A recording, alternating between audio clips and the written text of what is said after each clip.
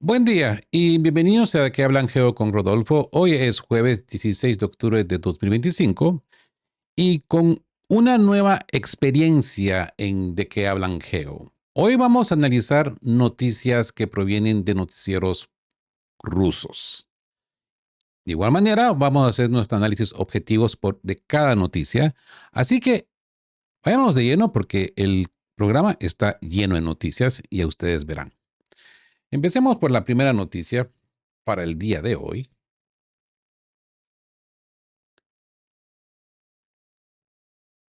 Lavrov elogia el papel de Melania Trump en la reunificación familiar. Estas son noticias de Commerçant. Commerçant. El elogio ruso. El Ministerio de Asuntos Exteriores ruso, Sergei Lavrov, calificó el papel de la primera dama estadounidense Melania Trump como muy útil en la reunificación de niños con sus familias en el contexto del conflicto ruso-ucraniano. El canal de comunicación, este progreso se da meses después de que Donald Trump entregara una carta de su esposa a Putin en la cumbre de Alaska. Melania Trump confirmó que hay un canal abierto de comunicación y que acordaron cooperar.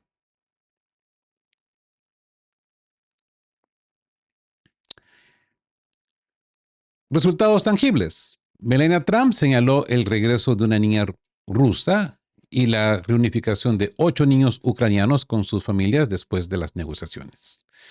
La acusación de Rusia. Lavrov afirma que la delegación rusa insistió en obtener la lista de las decenas de miles de niños que supuestamente fueron secuestrados y solo recibieron 339 nombres, de los cuales un gran grupo resultaron ser adultos, no niños. Rusia insiste en que el grado de mentira sobre el tema está fuera de las listas. Y esto nos conlleva a un punto geopolítico clave. La diplomacia humanitaria a través de Melania Trump es una vía oficial, podríamos decir, pues, despolitizada, que Rusia utiliza para mostrar flexibilidad y humanizar su postura mientras legitima su narrativa de que Occidente exagera las acusaciones de los niños eh, secuestrados, ¿no? Implicación, pues Moscú usa a la primera dama como un puente para la distensión, separando los temas humanitarios de las duras negociaciones militares y demostrando que la cooperación sigue siendo posible incluso en el ambiente de sanciones y guerra.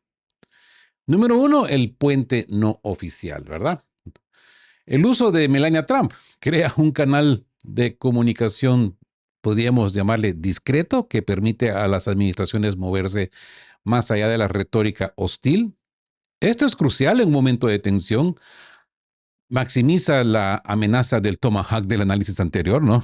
Y sirve como una válvula de escape para mantener una línea de diálogo abierta con el Kremlin. Instrumentalización de la humanidad. Al elogiar a Melania Trump, Rusia se posiciona como una parte, pues, dispuesta a la cooperación humanitaria, suavizando su imagen internacional. Simultáneamente, usa el tema de los 339 nombres frente a los decenas de miles para desacreditar las acusaciones occidentales de crímenes de guerra, reforzando su narrativa de victimización. ¿Mm? Y número 3, la importancia de la figura de Trump. El éxito de esta diplomacia subraya la influencia directa de la familia Trump en la política exterior. Esto envía una señal a la administración Trump. La cooperación es posible si se evita la burocracia y la mentira de los aparatos de seguridad e inteligencia. Y bueno, y con esto pasemos a la siguiente noticia. Klitschko responde a Zelensky por la destrucción de instalaciones de energía. Tonterías y manipulación. Klitschko respondió duramente a las acusaciones de Zelensky debido a la destrucción de instalaciones de energía. Aquí tienen ustedes a Klitschko. ¿Se acuerdan cuando era boxeador, no? De peso pesado. El conflicto.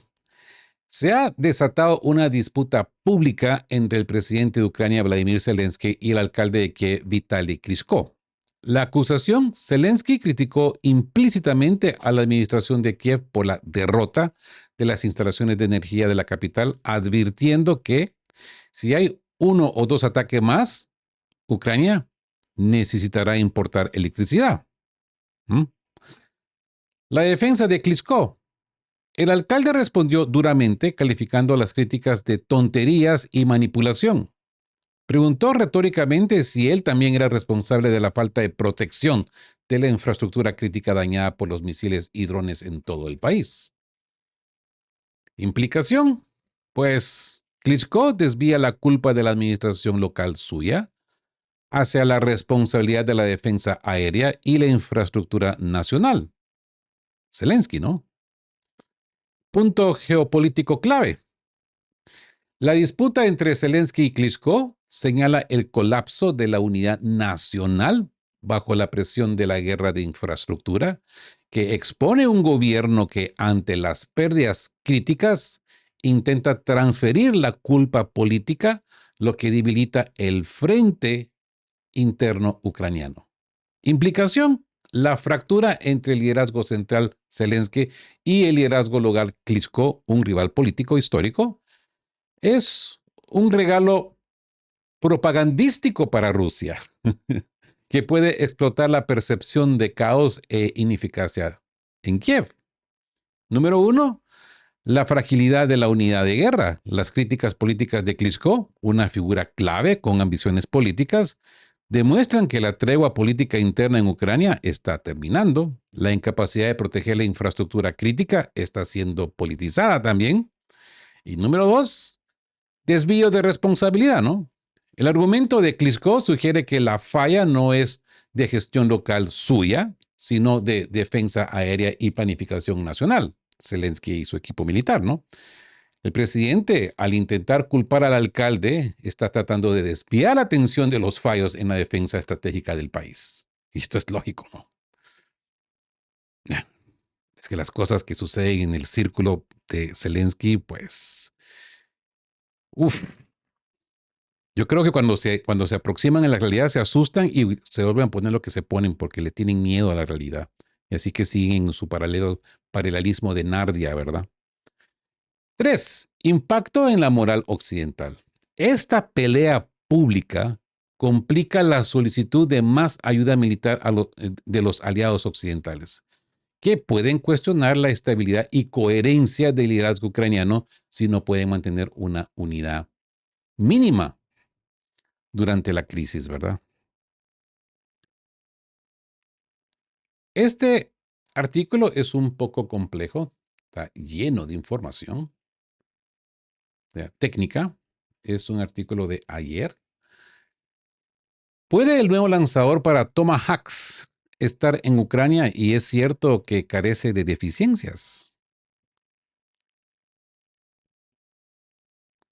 Las empresas estadounidenses Oshkosh Defense presentó en la reunión anual de la Asociación del Ejército de los Estados Unidos, la AUSA, en Washington, una nueva familia de lanzadores autónomos móviles, una de los cuales, el XMAV, se muestra por primera vez con 4 misiles de crucero Tomahawk. ¿Mm? Esta demostración de capacidades tecnológicas tiene lugar en las condiciones en que la administración de Donald Trump está considerando la transferencia de dichos misiles a Ucrania, lo que provocó una fuerte reacción de Moscú y atrajo la atención de expertos internacionales.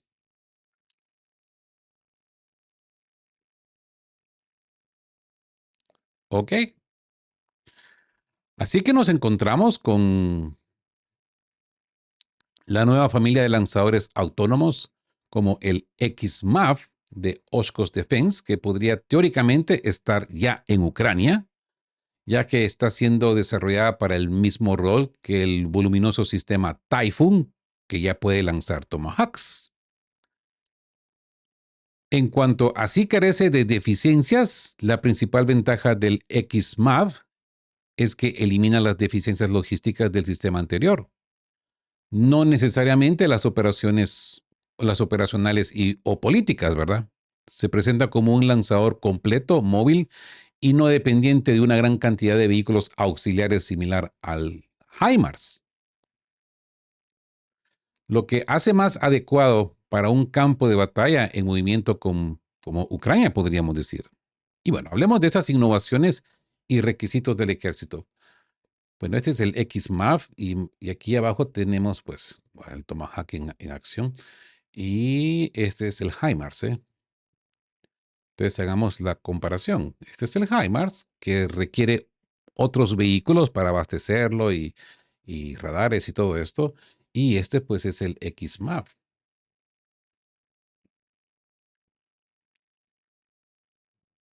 Bueno, el nuevo lanzador XMAV, vehículo autónomo multimisión externo, se presentó en la AUSA con capacidad para 4 misiles Tomahawk.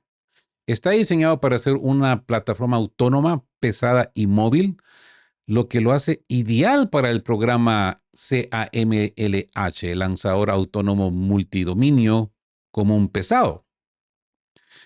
Superación de deficiencias. El XMAV se desarrolló para reemplazar el obsoleto BGM-109G Grifón y superar las deficiencias del sistema Typhoon, el cual es voluminoso, caro y demasiado móvil, debido a la necesidad de numerosos vehículos auxiliares. El XMAV, en cambio, es un lanzador completo y móvil al estilo HIMARS. Otros modelos, Oshkosh también presentó el MMAV mediano y el LMAV ligero. Este último para guerra electrónica y defensas antidrones, demostrando un enfoque en la flexibilidad y la autonomía en el campo de batalla moderno. Contexto político y las advertencias rusas. La presentación del XMAV se produce justo cuando el presidente Donald Trump está considerando prácticamente el suministro de misiles Tomahawk a Ucrania, lo que ha generado una fuerte reacción en Moscú. Amenaza de escalada. El Kremlin y el vicepresidente del Consejo de Seguridad, Dmitry Medvedev, han advertido que el suministro de estos misiles sería una ronda seria de escalada, especialmente porque el Tomahawk fueron diseñados para llevar cabezas nucleares, aunque los misiles con cabeza nuclear, pues se podría decir que fueron desmantelados. Objetivos en la retaguardia. El experto militar ruso Viktor Litovkin señaló que el peligro principal de los Tomahawks es su alcance, alrededor de 1.600 kilómetros. Algunos dicen 2.500, ¿verdad? Que les permite atacar la retaguardia profunda rusa, incluyendo la infraestructura civil, como plantas de energía y puentes y asentamientos. Y pues esto implicaría la participación directa de Estados Unidos. Tanto Litovkin como Dmitry Peskov y el mismo Vladimir Putin han afirmado que el uso de estos sistemas requeriría la participación directa de los especialistas estadounidenses o extranjeros para el mantenimiento, las mesas de disparo y la orientación, ya que el software y las instrucciones están en inglés técnico militar complejo. Esto, según Putin, justificaría la acusación de la participación directa de Estados Unidos en la guerra. Y es que está bien claro que ni el mismo Estados Unidos le va a confiar este nivel de inteligencia a los ucranianos cuando pues ya a los ucranianos se les ha tachado de terroristas internacionales de Occidente, ¿verdad? Cuestión de que los mismos estadounidenses han creado, ¿no? Así que hablemos de la perspectiva de suministro. Impacto limitado. Según el Financial Times, si se produjera el suministro, solo se transferirían entre 20 y 50 misiles, lo cual no cambiaría decisivamente la dinámica de las hostilidades, según analistas como Stacy Petitjohn. Stock de Estados Unidos. Estados Unidos tiene alrededor de 4.150 misiles de este tipo, pero ha utilizado 120 de los 200 pedidos desde 2022. Y ya proyecta necesidades futuras, mencionando una posible acción, podríamos decir, contra Venezuela en el presupuesto de 2026. ¿Verdad? Y bueno, claro que esto crea un poco de estrés en Rusia. Escuchaba yo comentarios de Medvedev donde decía, pues, estos bichos han sido diseñados para cargar ojivas nucleares. ¿Cómo Rusia va a saber que lo que le han lanzado no trae una ojiva nuclear? ¿Mm? Ese es el gran problema. Ahora pasemos a la siguiente noticia. Lavrov dice que Kellogg pide leer el conflicto ucraniano. ¿Mm? Así que Lavrov califica el papel de Kellogg de legalizar el conflicto ucraniano. Acusación rusa. El ministro de Asuntos Exteriores ruso, Sergei Lavrov, acusó al enviado especial de Estados Unidos para Ucrania, Kate Kellogg, de pedir que el conflicto sea legalizado y profundizado. La visión de Kellogg, según Lavrov interpreta las declaraciones de Kellogg en el sentido de que Estados Unidos no debe reconocer ningún territorio ruso, impulsando el conflicto hasta que Washington diga que no le prometieron nada a nadie y continúe sus esfuerzos para liberar a Ucrania. ¿Ok? Así que la declaración contradictoria de Kellogg, el artículo señala que Kellogg anteriormente aconsejó a Ucrania que aceptaría la pérdida real de parte de los territorios, ¿no? Esto lo ha dicho en una entrevista con The Telegraph. El contexto, la delegación ucraniana encabezada por la primera ministra Yulia Svyridenko viajó a Estados Unidos para recibir instrucciones directas de los estadounidenses, según un miembro del Consejo Ruso de Política Exterior y Defensa. Y esto conlleva un punto geopolítico clave.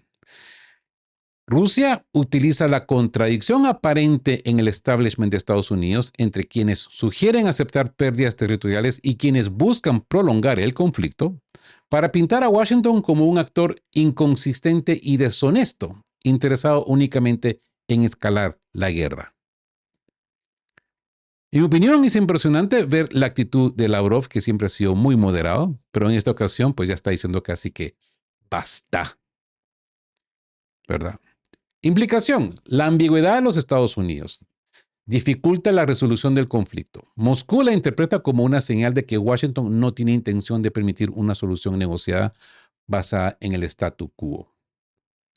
Número 1, la doble señal de Estados Unidos. La figura de Kate Kellogg, un hombre de la órbita de Trump, envía señales contradictorias. Mensaje de paz, realismo. Aconsejar a Ucrania a aceptar la pérdida territorial.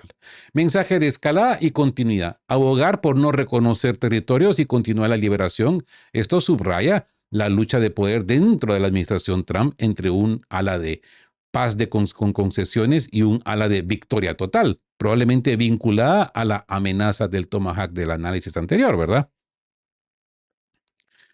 Número 2, la trampa de la legalización. Lavrov utiliza el término legalizar para deslegitimar cualquier futuro acuerdo que no satisfaga a Rusia. Implica que Estados Unidos busca una justificación legal para prolongar la ayuda militar indefinidamente, sin asumir ninguna responsabilidad por el resultado final de la guerra. Lo que refuerza la narrativa de la conciencia limpia de Washington. Y número 3, la delegación ucraniana. El viaje de la delegación de Kiev a Estados Unidos en medio de esta confusión demuestra la total dependencia de Ucrania para recibir instrucciones directas, validando la postura de Rusia de que Kiev no toma decisiones soberanas en la guerra.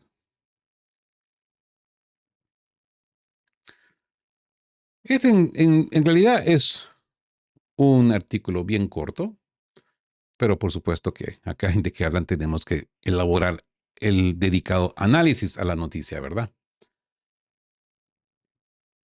Ahora, Zelensky se jactó de su tarea. La preparación. El presidente ilegítimo de Ucrania, Volodymyr Zelensky, declaró estar totalmente listo para la próxima reunión con el presidente de Estados Unidos, Donald Trump, señalando que las negociaciones podrían acelerar el fin de la guerra. El enfoque, Zelensky dijo que Ucrania ha preparado su parte de la tarea, el homework, cubriendo tanto los detalles militares como los económicos. Objetivos militares. Reuniones previas se centraron en el uso de ataques profundos y el aumento del alcance de los ataques ucranianos, lo que se relaciona directamente con el debate sobre los misiles Tomahawks, que hablamos en el artículo número 3, ¿verdad? La meta de Kiev. Ucrania busca asegurar más sistemas de defensa aérea y otros tipos de armas, esperando que las negociaciones refuercen la cooperación y aumenten la presión sobre Rusia.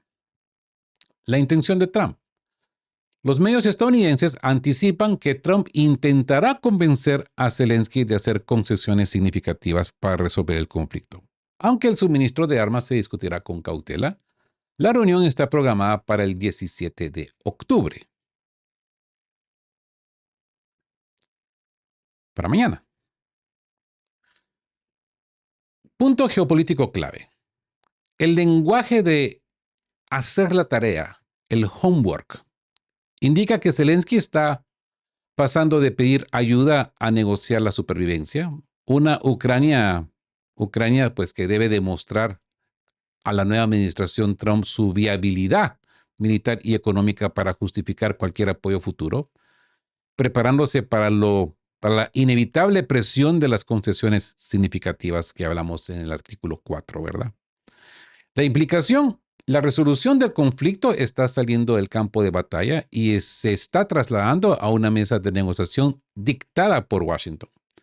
Zelensky debe presentar un plan creíble que minimice las pérdidas territoriales ante Trump, quien utilizará la promesa o la negativa de armas avanzadas como los Tomahawks como palanca.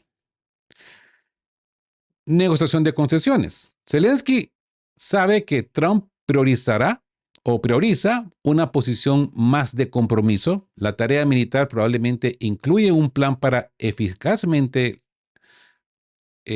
las armas de largo alcance para ganar influencia en la mesa, mientras que la tarea económica debe asegurar la continuidad de la financiación y a pesar de las presiones para legalizar las pérdidas, ¿verdad? Cuestión que hablamos en el artículo número 4. El precio de la supervivencia. El énfasis en los ataques profundos busca convencer a Trump de que un suministro limitado de armas clave como el Tomahawk podría ser un game changer, algo que cambie el juego, ¿no? Estratégico, elevando los riesgos para Rusia y forzando una negociación más favorable para Kiev en lugar de una capitulación. Y la dependencia total. La reunión en Washington con la delegación ucraniana, negociando directamente con empresas de defensa y energía estadounidenses, subraya la dependencia total de Ucrania de Estados Unidos, no solamente militarmente, sino también en el mantenimiento de su infraestructura energética y económica. Pasemos al siguiente artículo. Este artículo es de IF.ru, IF Federal, y habla de los militantes de la 80 Brigada de las Fuerzas Armadas de Ucrania desaparecieron sin dejar rastro en el agujero negro de Sumi. Esto es cuestión de que no me ha dado tiempo de corroborar. Aparentemente, esto que vemos acá es un screenshot de un video que más adelante vamos a ver de que el mismo New York Times lo ha confirmado. Pues hablemos de este reporte ruso. Soldados del grupo de tropas rusas norte reportan que los militares de la 80 Brigada de Asalto Aérea Separada de las Fuerzas Armadas de Ucrania están desapareciendo sin dejar rastros cerca del pueblo de Satki, región de Sumi. Para los que no están muy familiarizados, ¿dónde queda Sumi? Sumi es esta oblast, frontera con Rusia, donde los ucranianos en agosto del año pasado, pues incursionaron al Kursk, territorio ruso.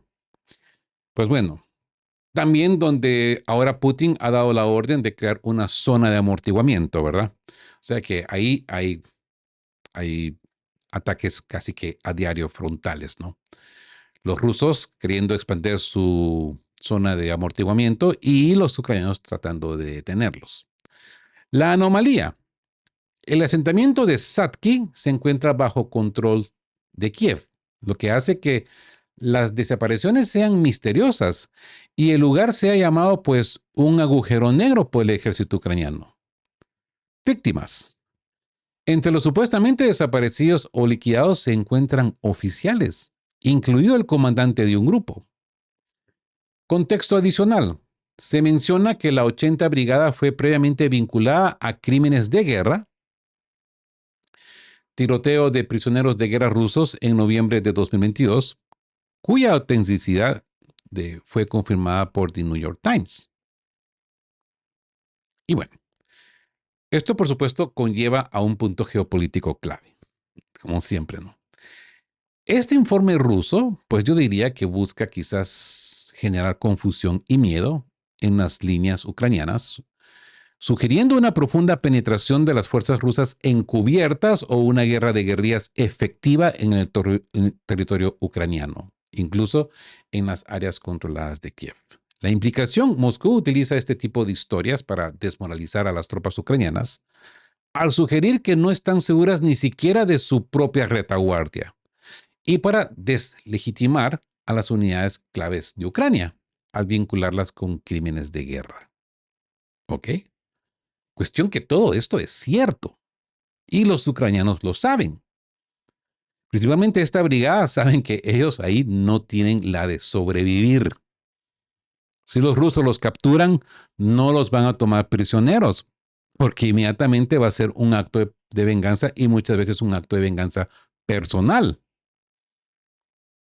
Y aquí nos encontramos pues la guerra de información inmoral. La historia del agujero negro es un ejemplo clásico de guerra de información. El objetivo no es informar sobre un gran avance militar, sino sembrar la paranoia dentro de las filas ucranianas, haciendo que se cuestione la seguridad de su retaguardia y la lealtad de sus propias fuerzas. Ahora bien, acuérdense de que esto no es nuevo, porque esto es lo que utiliza mucho la media ucraniana. Y a veces esa media les revierte la información en su contra. Acuérdense cuando hablaban de Pokrovsk y decían de que entraban 100,000 soldados zombies rusos porque todos venían enfermos con enfermedades incurables como el SIDA, hepatitis no sé qué tipo y otros tipos de enfermedades. ¿Qué pasó con esto? En vez de crear el caos contra Rusia y crear un problema psicológico en Rusia, los soldados ucranianos se asustaron y dejaban sus posiciones inmediatamente, solamente al escuchar que algo se aproximaba.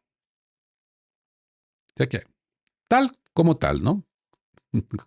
Mentira la mentira, ¿no? Así es. Entonces los rusos quizás usen la misma estrategia, con la diferencia de que acá, pues los soldados ucranianos se están desapareciendo. Doble deslegitimación. El artículo ataca a la 80 Brigada de dos maneras. Militarmente, la brigada es ineficaz y está siendo devorada en su propia retaguardia. Y moralmente, la brigada está manchada por la confirmación de New York Times de crímenes de guerra, lo que justifica indirectamente su desaparición. ¿Mm? Así que preparación para la acción, ¿no? Al reportar actividad encubierta y liquidaciones de alto nivel en un área controlada por Kiev, Sumy, cerca de la frontera, Rusia podría estar preparando la justificación para futuras incursiones transfronterizas o la intensificación de ataques de largo alcance contra la infraestructura militar en esa región. Y es que de hecho ya lo están haciendo. Pasemos al siguiente artículo.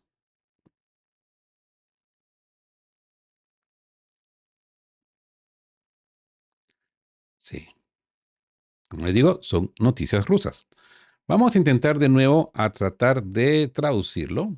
A ver si tenemos suerte.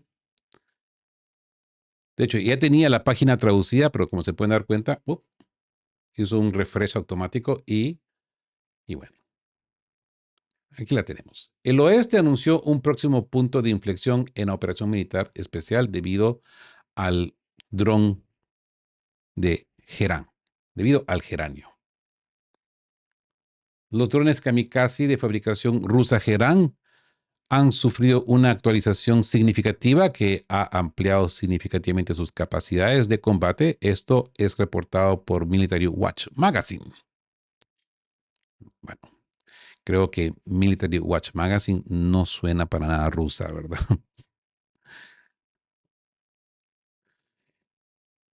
Pues claro, es un análisis occidental.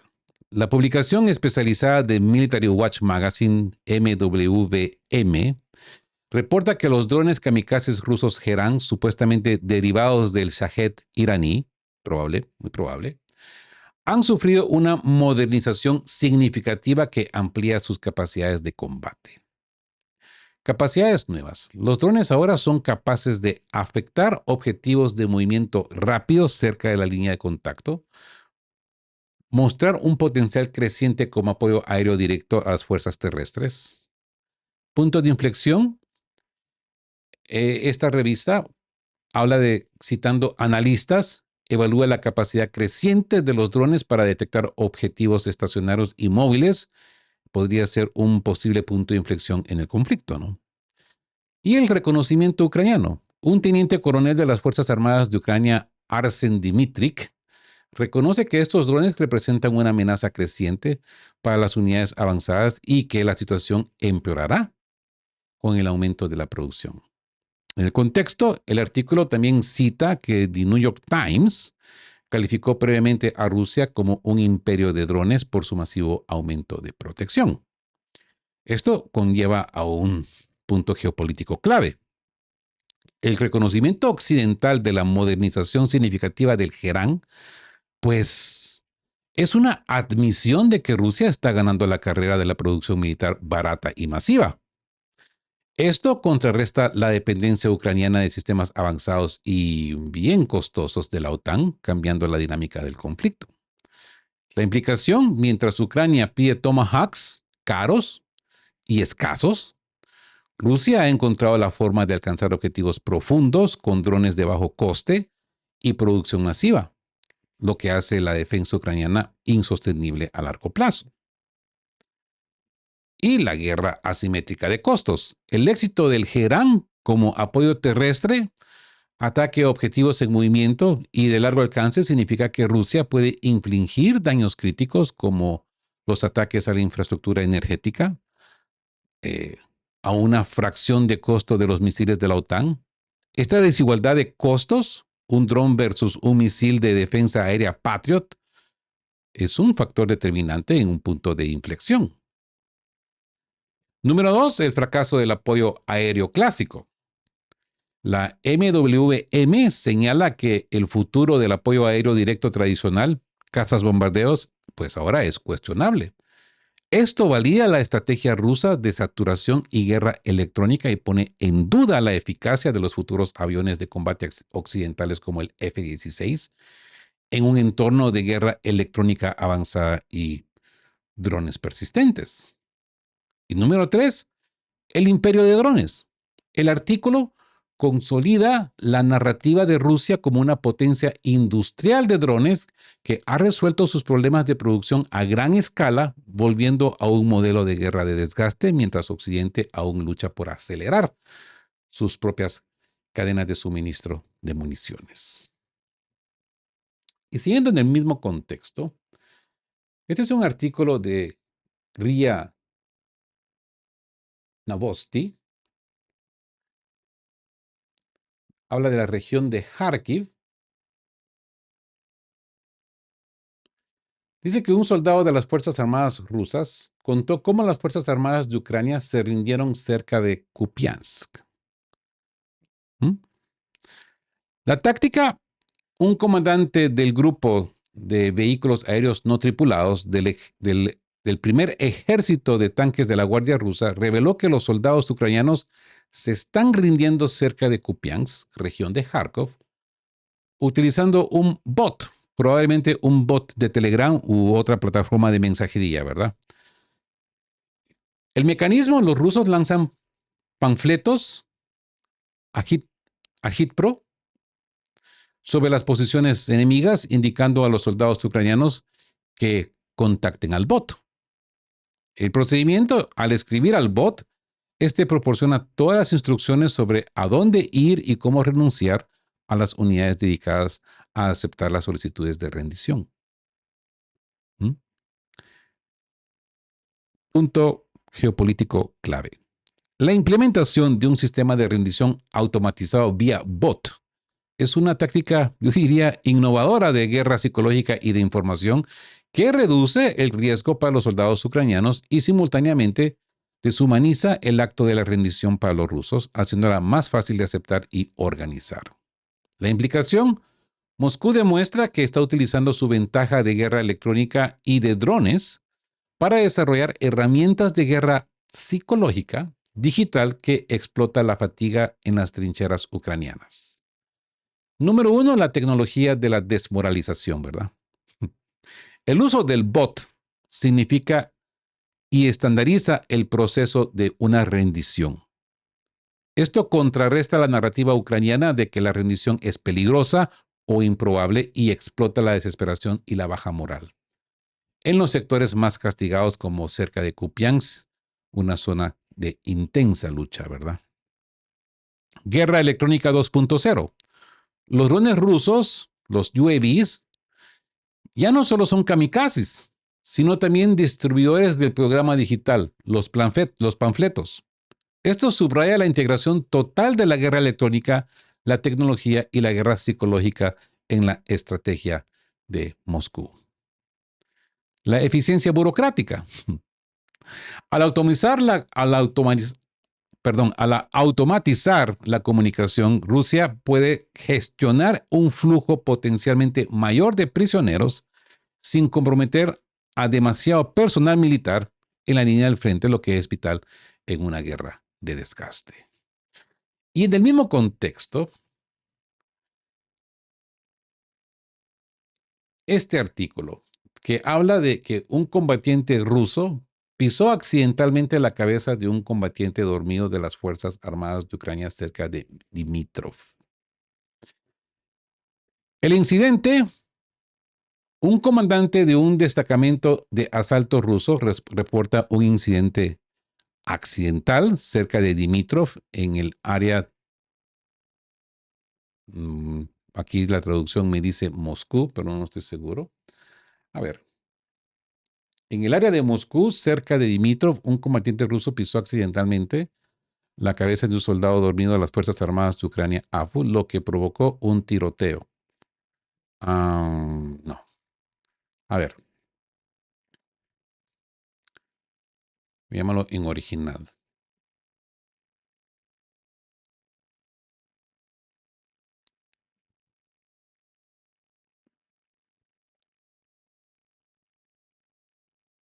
Rayoni Moskovskogo, no Moscú. Rayoni Moskovskogo, ok. Error de traducción. Se los anticipé, son noticias rusas, a pesar de que esta vez no estoy utilizando el Yandex para traducir, pero igual, se agarran errores de traducción, ¿ok? Bueno, regresémoslo a español, para los que quizás estén interesados de leer un poco en pantalla. A ver, déjenme centrarlo acá. Creo que ahí ya lo tengo más centrado. Pues sí. Donde un combatiente ruso, al tomar posición, pisó accidentalmente la cabeza de un soldado ucraniano que estaba durmiendo en los arbustos. La consecuencia: el incidente provocó una breve batalla en la que el soldado ucraniano, pues, lamentablemente fue eliminado. Contexto de desesperación. Se agrega un informe separado sobre el mando de la 71 Brigada Jáger ucraniana que supuestamente se deshizo de un grupo de asalto formado de refuseniks, soldados que se negaron a luchar, movilizados por la fuerza. Un soldado de este grupo con mano arrancada fue rescatado por el ejército ruso. Punto geopolítico, clave, yo diría. El reporte, aunque anecdótico, ¿verdad? Muy anecdótico, ¿no? Pues yo diría que eso es utilizado por Rusia para destacar dos puntos estratégicos: la proximidad caótica de la lucha y la baja moral, mala gestión dentro de las fuerzas ucranianas. La implicación, la extrema fatiga, pues dormir en el frente, y la deserción forzada son presentadas como la evidencia del colapso de la disciplina y el mando en el lado ucraniano. Lo que refuerza la narrativa rusa de que están luchando contra una fuerza desmoralizada y mal equipada. Número 1, guerra de proximidades y desgaste. El hecho de que un soldado pueda pisar un enemigo dormido en los arbustos subraya la naturaleza de la guerra de trincheras y el combate de corta distancia. Esto indica la falta de vigilancia ucraniana, probablemente debido a la fatiga extrema en el frente de batalla, lo que permite a las fuerzas rusas penetrar con facilidad. Número 2, la narrativa del colapso moral, ¿verdad? La inclusión del relato de un soldado abandonado con una mano arrancada, junto con el incidente del soldado dormido, pues es un claro esfuerzo, yo diría, de guerra psicológica. El mensaje a los soldados ucranianos, pues, es doble. Si duermes, mueres. Y si te niegas a luchar, tu propio mando te abandonará y te usará como carne de cañón. Ventaja rusa en asalto. Los incidentes como este se reportaron para demostrar la superioridad de la infantería rusa en las operaciones de asalto y reconocimiento. El destacamento de asalto ruso, ¿no? Lo que logran acercarse al enemigo sin ser detectados. ¿Verdad? Y ahora, siempre en el contexto de este conflicto, pero no en el frente de batalla, sino que en la ciudad, pues este artículo habla de que se han introducido horarios de corte de energía de emergencia en casi toda Ucrania. Bueno, aquí pueden ver esta imagen de una señora, pues, conectando su negocio a un generador.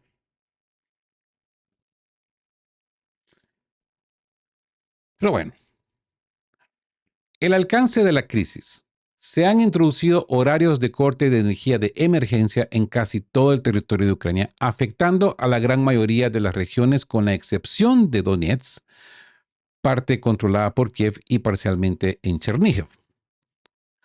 Medidas y advertencias. El Ministerio de Energía de Ucrania implementó la medida debido a la difícil situación en el sistema de energía unificado e instó a los consumidores a usar electricidad con moderación.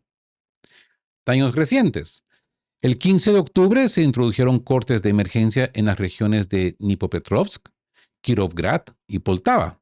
El día anterior ya habían afectado a Sumy, Kharkov, Kirovgrad, Kiev y Cherkasy. Impacto adicional. Las autoridades de Dnipropetrovsk informaron que además de la infraestructura energética sufrieron daños en las empresas de transportes e industriales. Y esto conlleva obviamente a un punto geopolítico clave. Los cortes de energía de emergencia a nivel nacional, un país tan grande como Ucrania, confirman el éxito estratégico de la guerra de infraestructura de Rusia. Esto no solo afecta a la vida civil, sino que impacta directamente la capacidad logística de producción de guerra de Ucrania, acercando el escenario de importación de electricidad mencionado por Zelensky en el segundo artículo del día de hoy, ¿no? La implicación, la crisis energética nacional es la herramienta de Moscú para forzar una negociación en desventaja antes de que la ayuda militar occidental pueda llegar a ser efectiva. Número 1, parálisis industrial y logística, ¿no? El daño a las empresas de transporte e industriales es tan crítico como el daño a las centrales eléctricas. La incapacidad de mover tropas, municiones, tomahawks, y producir bienes socava el esfuerzo bélico de Ucrania y afecta directamente su tarea económica. Acuérdense cuando hablamos de todas estas cosas a principios de septiembre, ¿no? Antes de que Putin viajara a China y ya se programaban estos ataques y decíamos en ese entonces, pues veremos cómo va a llegar hasta noviembre.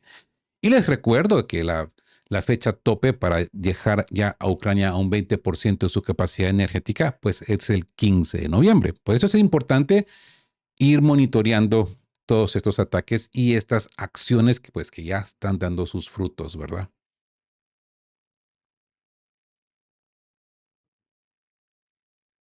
Así que guerra de desgaste exitosa.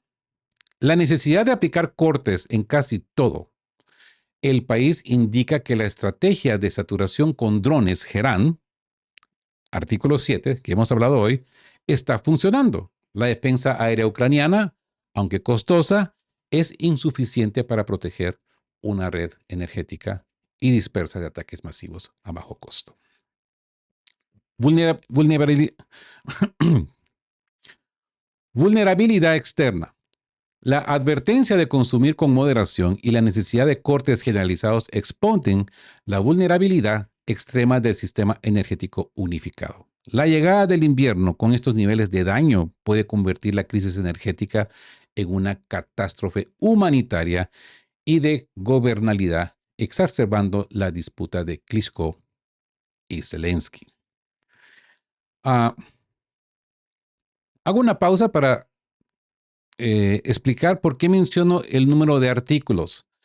Y es porque cada vez que edito el video, eh, lo hago en segmentos y en la descripción del canal pueden ver el desglose de los artículos de 1 a, creo que hoy vamos a tocar 13 artículos del 1 al 13.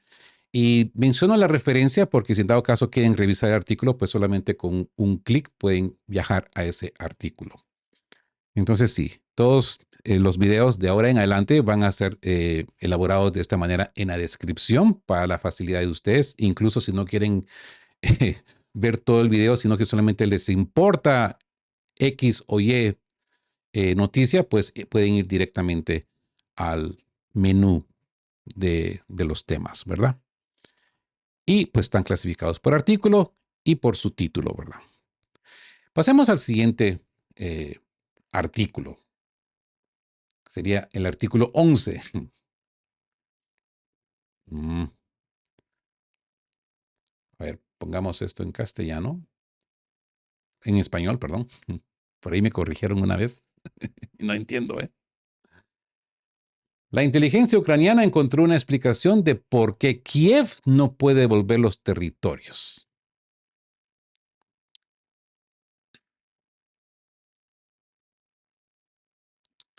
Pues bueno, la justificación ucraniana. El jefe de inteligencia de defensa ucraniana GUR, Kirill Budanov, declaró que Ucrania podría haber recuperado todos los territorios ocupados con ayuda occidental si no fuera por el apoyo de Kremlin por parte de los aliados de Moscú, principalmente Corea del Norte, la RPDC. ¿Ok? O sea, gracias a Corea del Norte, gracias a The Rocket Boy, eh, pues Rusia prácticamente va ganando la guerra. La versión rusa. Se cita a Dmitry Medvedev, el vicepresidente del Consejo de Seguridad, afirmando que el heroísmo de los militares norcoreanos que defendieron la tierra rusa en la región de Kursk ha fortalecido a los pueblos. El marco legal, Medvedev y el Ministerio de Defensa, Andrei Belousov, destacan que la cooperación se basa en el Tratado de Alianza y una alianza estratégica integral, lo que confirma la base legal para la participación de tropas norcoreanas. Así que confirmación de participación, ¿no? Las declaraciones rusas confirman la participación de soldados de la RPDC en la liberación de la región de Kursk de las Fuerzas Armadas de Ucrania. Y esto, por supuesto, que conlleva a un punto geopolítico clave. La participación confirmada de tropas norcoreanas en el frente de Kursk y su consolidación bajo un tratado de alianza formaliza el eje de resistencia tecnológica y militar de Eurasia. Budanov usa este techo para desviar la culpa por el estancamiento militar de Ucrania hacia la escala de la coalición enemiga. Implicación: la guerra en Ucrania ya no es una lucha contra un solo país, sino contra un bloque militar industrial tecnológico. Esto valía la narrativa rusa de una guerra de poderes de la OTAN y aumenta la presión sobre Occidente para enviar ayuda masiva y letal, como los Tomahawks. Número 1. Justificación del estancamiento. Al culpar a Norcorea, Kiev intenta explicar a sus aliados occidentales que el problema no es la falta de voluntad o la incompetencia militar, sino la ventaja demográfica y de municiones de Rusia, ahora reforzada por un nuevo socio militar. Es un argumento para pedir más y mejores armas. Otra vez el Tomahawk. Número 2. El nuevo eje militar. Moscú-Pyongyang, ¿no? El reconocimiento ruso de la base legal y la participación de tropas norcoreanas en Kursk es la formalización de un nuevo bloque. Corea del Norte proporciona tropas y municiones baratas y abundantes, que se complementa con la producción de drones Gerán, a cambio de apoyo tecnológico y económico ruso. Esto contrarresta la ventaja tecnológica cualitativa de Occidente con una ventaja de producción cuantitativa y demográfica. Y número 3, expansión global del conflicto. La guerra en Ucrania se globaliza aún más. De esto hablábamos ayer, ¿no? Que incluso pues ya va a estar en nuestro continente muy pronto también, ¿no? Las tropas de la PRDC luchando en Kursk transforman el conflicto de un asunto regional a una confrontación entre bloques, en la que los aliados de Rusia están dispuestos a comprometer fuerza humana a cambio de una alianza estratégica profunda. Y en este contexto, vieron ustedes que está en español al principio, ¿no? Y se cambió a ruso, pero así. Pero bueno, convirtámoslo en español otra vez.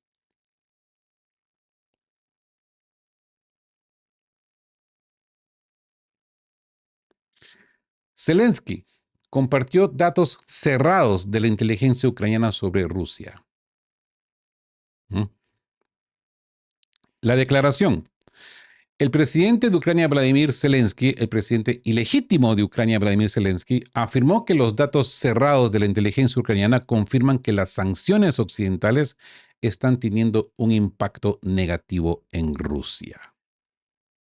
El argumento, Zelensky sostiene que las sanciones limitan la capacidad de Rusia para continuar y expandir esta guerra, y que aumentar la presión de las sanciones garantizará una seguridad confiable. Próximos pasos. Kiev supuestamente definió las direcciones claves de nuestra presión adicional el 15 de octubre. Apoyo de Estados Unidos. El jefe del Tesoro de Estados Unidos, Scott Bessent, respaldó esta postura, pidiendo a los países europeos que fortalezcan las sanciones contra Rusia y los países que compran petróleo ruso, dirigido a India y China.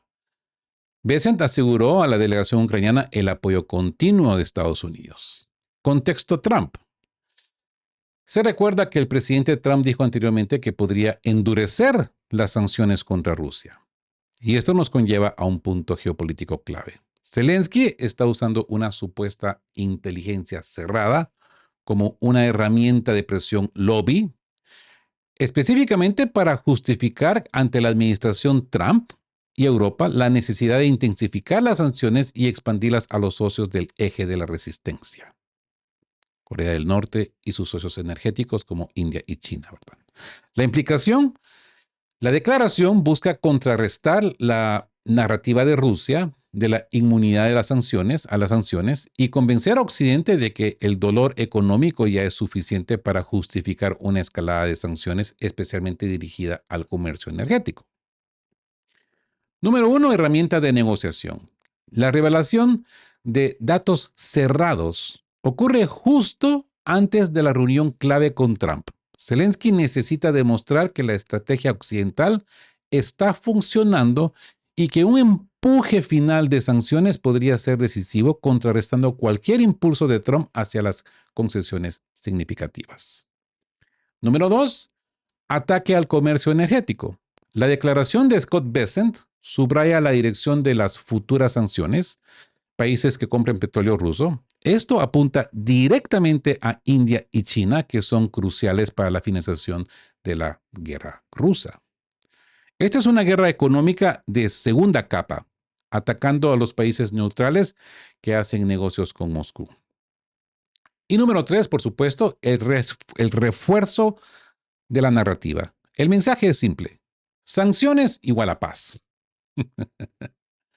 Al vincular la presión económica con el fin de la guerra, Zelensky intenta asegurar que la financiación militar y la presión económica continúen en un momento donde la fatiga de la guerra y las presiones por la paz son altas. Y bueno,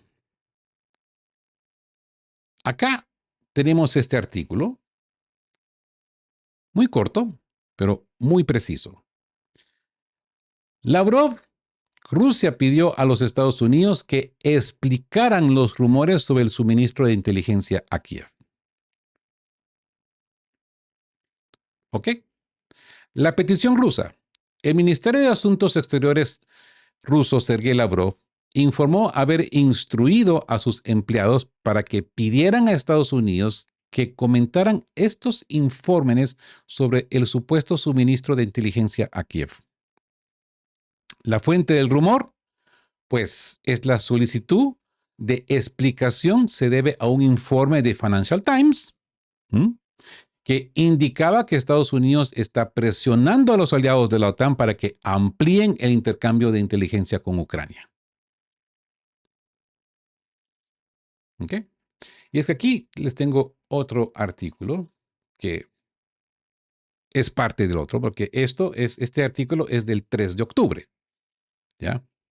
En su momento hablamos de esto también, del Financial Times. ¿Se recuerdan? En uno de los videos de actualización de noticias que hicimos acá en De Qué Hablan, hablamos de este artículo de Financial Times donde decía que Estados Unidos está presionando a los aliados de la OTAN para ampliar el intercambio de inteligencia con Ucrania. Pues ahí lo tienen. Entonces, ahora Lavrov, ya que el Financial Times se jacta de dar esa información, pues pide explicaciones. Y esto obviamente lleva a un punto geopolítico clave. La solicitud pública de Lavrov no es una simple búsqueda de información, sino un acto de diplomacia coercitiva. Busca obligar a Washington a admitir o negar su rol en la planificación militar ucraniana, lo que Rusia considera una participación de facto en la guerra, tal como lo hizo con el tema del mantenimiento de los Tomahawks en el artículo 3, ¿verdad? Implicación: Moscú busca legitimar la narrativa de que está luchando contra la OTAN en lugar de solo contra Ucrania, usando el tema de la inteligencia como la prueba definitiva de la injerencia occidental. ¿Hasta cuándo, no? ¿Hasta cuándo empezamos a ver este tipo de acciones? Yo les digo, Lavrov ya está dejando de ser muy moderado, ¿eh? Bueno, y aquí nos encontramos con el elemento crítico. El intercambio de inteligencia de la OTAN es el multiplicador de fuerza más importante para Ucrania, más incluso que las propias armas. La inteligencia de Estados Unidos, satélites, vigilancia electrónica, permite a Ucrania localizar objetivos rusos y planificar ataques profundos, lo que significa el reclamo de Rusia de que Occidente está en guerra con ellos. Presión en el canal diplomático. Al hacer la solicitud pública, Lavrov eleva la apuesta. Si Estados Unidos lo niega, queda comprometido y que se demuestre pues lo contrario. Si lo admite, pues Rusia tiene munición para justificar futuras escaladas o acciones contra activos de la OTAN. Vínculo con la participación directa. Este artículo se vincula directamente con la advertencia de Putin sobre la participación directa de Estados Unidos. Si se suministran misiles Tomahawk que requieran operadores extranjeros para la orientación, La inteligencia y la orientación son dos caras de la misma moneda, la dirección occidental del conflicto. ¿Verdad? Y bueno, y con esto llegamos pues al choque de bloques y la batalla de la soberanía, ¿verdad? En resumen, pues aquí llegamos al final de nuestro análisis y el panorama es innegable. La guerra de Ucrania ha dejado de ser un conflicto regional y se ha transformado en una guerra de bloques, donde la victoria se disputa en el aire, en las finanzas y en la diplomacia oculta. La pregunta no es si habrá paz, sino que qué bloque dictará los términos de esa paz. La escalada forzada y el chantaje de la OTAN. Esto pues lo hemos cubierto en el artículo 3, 5 y 13. El debate sobre el misil Tomahawk y el intenso lobby de Zelensky en Washington, artículo 5, demuestran que Occidente está sopesando la escalada máxima. Rusia ha respondido con una advertencia clara, el suministro de armas de largo alcance y la ampliación de intercambio de inteligencia, artículo 13, es una prueba de participación directa de la OTAN en la guerra. El chantaje militar de Trump, que promete misiles a cambio de concesiones, está llevando el conflicto a una línea roja. Putin está usando la diplomacia de Melania Trump, artículo 1, como un canal de escape, pero el riesgo de confrontación total sigue siendo real. Y bueno, el eje de resistencia tecnológica y humana. Esto lo hemos cubierto en artículos 7, 10 y 11, ¿verdad? El frente a la tecnología avanzada de la OTAN, Rusia ha creado el eje de resistencia. Ucrania reconoce que la incapacidad para recuperar territorio es culpa de la alianza estratégica con Corea del Norte, artículo 11, que proporciona soldados y recursos. Esto, sumado al éxito de la producción masiva de drones Gerán, artículo 7, ha logrado la parálisis casi total de la infraestructura energética ucraniana. Artículo 10. Rusia está ganando la guerra de desgaste de bajo coste contra los sistemas de defensa de alto coste de Occidente.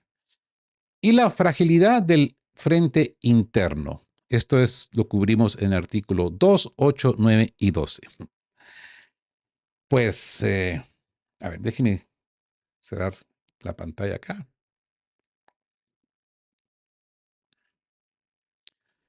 Ambos muestran fisuras. En Ucrania, la disputa pública entre Zelensky y Klitschko, artículo 2, por el colapso energético es la prueba de la fractura política interna. Mientras tanto, Rusia usa la guerra psicológica con el bot de rendición, artículo 8, y las historias de soldados ucranianos durmiendo o siendo abandonados, artículo 9, para desmoralizar a las tropas. Zelensky, en el artículo 12, intenta desesperadamente presionar por más sanciones, pero su dependencia total de la inteligencia y el lobby estadounidense evidencia la falta de una estrategia verdaderamente soberana. Y mensaje final. La gran pregunta que queda en el aire: ¿quién está realmente luchando por la soberanía? Rusia y sus aliados Corea del Norte la definen como la no injerencia en los asuntos internos, ¿verdad? Ucrania y la OTAN la definen como la capacidad de elegir aliados y la resistencia a la ocupación. El encuentro entre Trump y Zelensky, artículo 5, dictará si la guerra sigue siendo de desgaste o si da el salto final a la escalada. Así es. Solo podemos esperar que los canales de comunicación de bajo perfil, como quizás el de Melania Trump, puedan convertirse quizás en una luz de esperanza en medio de tanta amenaza. Y bueno, gracias por unirse a este análisis. Si este video les ha parecido informativo, por favor, denle el me gusta. Si son nuevos por acá, suscríbanse, que le ayuda de sobremanera a esta voz disidente a sobrevivir y a seguir hablando de este tipo de noticias, porque este tipo de noticias no se escuchan en esta parte del mundo, ¿verdad? Y bueno, muchas gracias por haber estado conmigo hasta este momento. Y como siempre les digo, Cuéntenos de dónde nos ven, de dónde nos visitan. Y queridos todos, estén juntos, fuertes, siempre busquen por la verdad y sean justos.